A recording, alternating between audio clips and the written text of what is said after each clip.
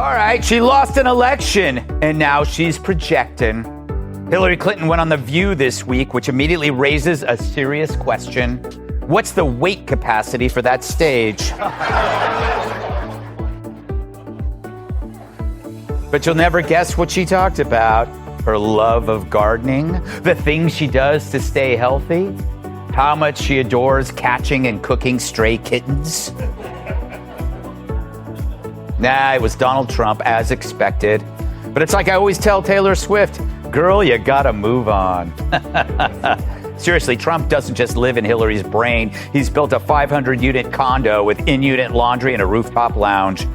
When Greg Gutfeld lays eyes on Hillary Clinton, no political titan is spared a free pass.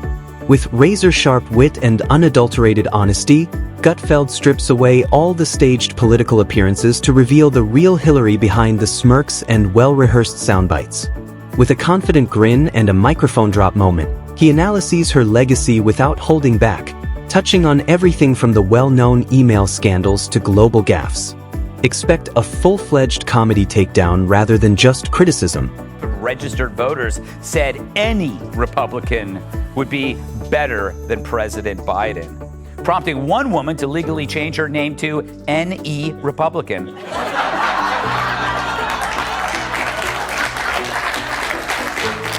In Washington, D.C., the giant grocery chain has announced a ban on large bags.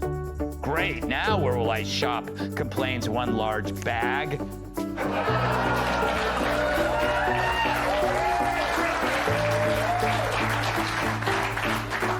If you're enjoying this video so far, don't forget to hit the bell and subscribe. Imagine realizing that the world desperately needs more uninvited Hillary Clinton insight as you wake up, stretch, and enjoy your pricey Starbucks cappuccino. Because a politician who has stayed out of trouble longer than a raccoon looking in a skip is the best person to promote national unity. Hillary Clinton argues Joe should be, quote, direct and forceful, end quote, against Trump in the CNN debate. Yeah, direct and forceful, just like the noose I put around Epstein's neck. If I did it. Just when you thought it couldn't get any hotter, Greg Gutfeld grabbed the wrecking ball and swung hard. And this wasn't just a demolition, folks. It was a Category 5 roast, complete with verbal fireworks, public display, and about as much tact as smashing a China store with a wrecking ball. But wait, we need to flambe a Clinton. Warning signals that you were gonna lose? Well, too bad you didn't bother to visit the states you ended up losing, you potato-shaped wine bag. But would he even be worse now? I think that he'd be even worse now, because he was somewhat restrained, believe it or not, in the first term by people who he hired because he thought they would go along with him, and they stood. If political comebacks were a sport, Hillary would be the Michael Jordan of completely missing the hoop. Every 4 years, she comes out of the mist with a new pair of pantsuits and a new dose of moral superiority, like some badly written reboot. It would be nearly lyrical if a group of consultants who all failed ethics class wrote the poetry. And, they're going to try to ignore him for as long as they can because they're deathly afraid of him. And they're going to do to him what they did to me in the Democratic primary of 2020, which is pretend you don't exist. And then if people start noticing you, then they will try to smear and cancel and destroy him at all costs. I remember what Hillary did to you. Exactly. Yeah, and she's still standing. Baseless smears that repeated over and over and over again by the propaganda media until people actually start to believe it, and it starts causing some real damage. But on the bright... Should we go back in time? Erasing emails wasn't just a button. It was a way of life in the days when Benghazi was a tiny dot on the map and email servers were kept in basements. Because nothing more begs for the public's trust than a teenager hiding texts from their parents and then deleting 30,000 emails faster. Asking Hillary what will happen if Trump is reelected, which is odd because Hillary's an expert on not getting elected.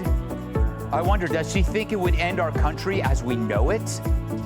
I think it would be the end of our country as we know it. And I don't say that lightly. You know, I hated losing, and I especially hated losing to him because I had seen so many warning signals during the campaign. Greg didn't hold back. his eyes sparkling with mischievous intentness like the political equivalent of flinging Mentos into a bottle of Diet Coke. But in this case, the Diet Coke is Hillary's legacy, and the Mentos are sarcastic truth bombs. Like he was opening a bag of chips, he casually tore apart decades of Clinton-crafted public relations without even flinching. Anyone up for some sour cream and electoral delusion? This is why lefties always get all the commencement addresses, and they love to spout their opinions on award shows because they know there's no journalist there that will ask them a question. And the reason why, and he's the perfect example, none of their opinions are actually real. They are all assigned. Not to mention the narrative twist that ruined brunch conversations around the world. The 2016 election. Hillary was predicted to win. That was the plan. Even though everyone from Hollywood elites to the ghost of FDR had already written their congratulations, the American public replied, "No thanks." How did Hillary react to it?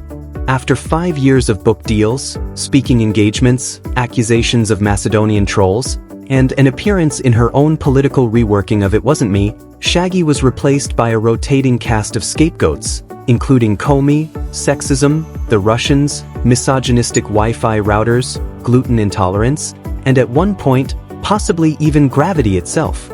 Meanwhile, Gutfeld tore through every weak talking point, every repeated defense, and every lukewarm Hillary hot take like a kid with endless tokens at Chuck E. Cheese.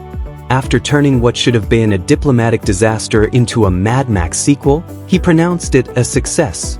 In the Democratic Party's pocket since Hillary stopped having sex. That's like decades. Yeah. Losing the union endorsement is like P. Diddy running out of baby oil. There's a whole lot of friction ahead. When Teamsters polled their members about the Dems' new candidate, Cackles McKnee pads. How is it possible to overlook the Clinton Foundation? That shining symbol of goodwill, transparency, or just a family business masquerading as a charity that runs as smoothly as a burning DMV? Millions have arrived, but the planet is still in ruins. Could it be a coincidence? Don't believe it.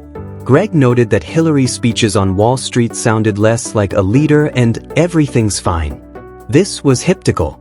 It's really a lullaby for billionaires. The stupidity? Excellent. He peeled back her polished narrative like an onion coated in ambition, vanity, and ironic detachment. Yes, there were tears, but only because of the audience's uncontrollable laughter. The alleged creator of the plan was Julianne Smith, a Clinton policy advisor that the unclassified Durham report refers to as Foreign Policy Advisor 1. And this woman, look how happy she is. She's like, I got away with everything. I nailed it. And then Obama made me the liaison to NATO. I mean, not Obama, Biden. Like I continue to get employed by these people because all I do is sit around and do the illicit bidding of my Democrat power boss. In addition, she suddenly became a champion of truth. That's a lot of money coming from someone who once claimed to be broke even though they owned more real estate than a monopoly board. What is Hillary's attitude towards the truth? Like a vegan at a barbecue, it is uncomfortable, stressful, and contradictory. She still speaks morally clear politics, though. Like being the designated driver at a demolition derby that may seem responsible, but you're still in the wrong place. Like a History Channel roast, Greg's takedown was ruthless and surgical, instructive but funny. He reminded us that Hillary has been embroiled in more scandals than most soap operas, even though she has performed far worse. Every relatable moment seemed staged, as though it had been tested on test subjects. Staged oxygen breaths, fake tube rides, dive bar drinks, etc. Not sure. This one is wild. This is Hillary Clinton in like 2008, and Hillary Clinton saying some wild MAGA type shit. Tell people to come out of the shadows. If they've committed a crime, deport them. No questions asked, they're gone. If they... She's a Republican. If they've been working and are law-abiding, we should say, here are the conditions for you staying. You have to pay a stiff fine because you came here illegally. You have to pay back taxes. And you have to try to learn English. And you have to wait in line. You have to wait in line. You have to wait in line. It's You couldn't believe that. Illusion. But this is the roast's piece to resistance. Gutfeld referred to Hillary's extraordinary ability to worsen the situation simply by endorsing it as a verbal Molotov cocktail. Back a candidate? They've lost. Encourage a policy? It doesn't work. The irony gods appear to have cursed her. If Hillary backed gravity, things would start to float. At Clinton headquarters, on the other hand, the strategy is to continuously avoid, divert, and, for political reasons, never accept responsibility. It's like watching a magician perform disappearance tricks using only emails, accountability, and credibility. Is it unfair to blame her for everything? Probably. Is it funny? Naturally. Why would someone who's been around since dial-up internet still act like the new face of change? Trying to compete with TikTok is like watching a VHS tape. In addition, she's being followed around like a drunken cheer squad by the media echo chamber. It didn't land this time, but she said exactly what she meant to say. Hillary Clinton, of course, is the original election denier. I'm sure you voted for her in 2016. Well, she's not an election denier. She absolutely was the OG election denier. First of all, she came out before the sun had risen to concede the election to Trump. And then spent the next 4 years saying he was illegitimate. He was Greg didn't try hard. He just presented the facts with a sarcasm sharper than a tax audit. The best feature? Hillary wasn't even there to answer. No need. This roast was so delicious that even Gordon Ramsay would have nodded. She will return, though probably in time to write another memoir. You thought I was done, like a villain in a political sitcom. To give you a clue, she isn't. The narrative goes on because, as long as Hillary steps into the spotlight with the grace of a broken Roomba, there will always be people like Gutfeld who are willing to hand her the microphone and blow the stage up. We will watch the slow-motion train wreck that is self-centered political ambition while munching on popcorn. Because nothing says, "I'm done," more than showing up on every news cycle as a haunted political Furby. Not to mention those endless interviews where she spends Monday mornings using a thesaurus to analyze politics like a bitter quarterback. I mean that Hillary would have been a good choice either. She was a terrible choice. She's a corrupt politician, one of the most unlikable people that's ever run for office. They were trying to get people to be supporting her just because she's a woman. This is going to be her history. Women, ladies, I stand with her. So there's all these women that have this blind allegiance towards this career politician, completely full of shit. She's been full of shit forever. She shows up with a well-chosen jacket, says a few sage, passive-aggressive words, and smiles as though she's just remembered where the bodies were buried. In a symbolic sense, of course. Probably. What makes it worse and what sets it apart as performance art is that the audience nods along as though she had ended world hunger with a soundbite. Her statements, such as, "We need to protect democracy," sound less like a rallying cry and more like a phishing email wrapped in a TED Talk. Her constant actions give the impression that democracy failed her rather than the other way around.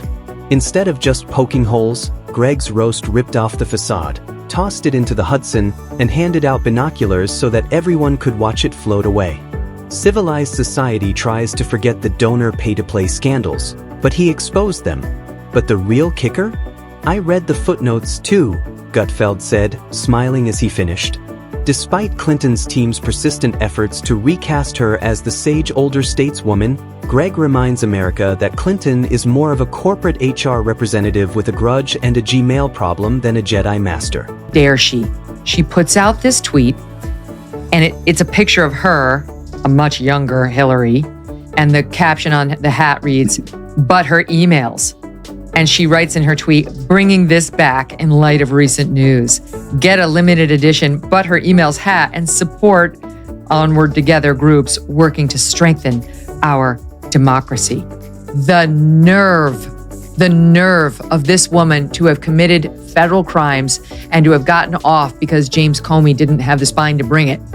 And the fans loved it, but because it was finally said aloud what everyone had been whispering during Thanksgiving. Hillary's political story is essentially a never-ending PowerPoint with contradictions. Women's champion, unless someone she supports is accused. Truth keeper, until subpoenas come. As long as they are pre-approved donors and have dependable Wi-Fi, fight for the people. The most delicious irony, though, is that despite decades of branding, rebranding, deflection, and strategic silence, Hillary still lacks the one trait that could have maintained her public image: true humility. This roast was successful because it revealed the mirror she had shunned for decades. The final punchline was delivered, the smoke cleared, and the truth about Hillary, not the polished, consultant-approved version, was all that remained. She might not be the misunderstood Democratic savior that she believes herself to be. Maybe she just can't take a beating because she's the loudest person in the room. In political drama, Hillary does not just bring the tea, she is the T***, bitter, exaggerated, and inevitable. Trust us.